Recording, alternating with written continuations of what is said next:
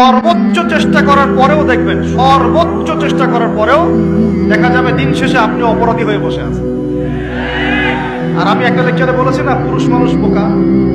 পুরুষ মানুষ কেন বোকা? কারণ সে সবাইকে খুশি করতে চায়। সে চায় মা সুখে থাক, বোন সুখে থাক, স্ত্রী সুখে থাক, যদি আরো স্ত্রী থাকে ও সুখে থাক, সন্তানরা সুখে থাক, সবাই ভালো থাক। এবং তাদের ভালোর জন্য তারা কত কষ্ট করে, দিন রাত ডিউটি করে, অফিসে যায় আসে, জ্যাম ফেস করে, মানসিক প্রেশার নেয়, শারীরিক প্রেশার নেয়, তাই না?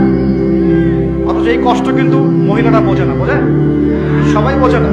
আছে অনেক ভালো স্ত্রী আছে, কিন্তু সবাই কিন্তু বোঝে না। মনে করে যে পুরুষ মানুষ মনে হয় ভোগবাদী, খালি মেয়েদেরকে ভোগ করতে চায়। অথচ অথচ সবাইকে সুখে রাখার এই চেষ্টায় একজন পুরুষ দিন শেষে নিজেই সুখী হয় না। বহু পুরুষ শেষ বয়সে গিয়ে একাকিত্বে ভোগে, একা হয়ে যায়। এই জন্য বলছি, ফ্যান্টাসি বাদ দেন। ফ্যান্টাসি বাদ দিয়ে হালাল রিজিক হয়েছে, একটা নেককার পরহেজগার মেয়ে দেখে বিয়ে করে ফেলেন। ব্যাস, তাকে নিয়ে দুনিয়ার ছোট্ট জীবনটা কাটিয়ে দেন, আর জান্নাতে তো হুর করে অপেক্ষা করছে।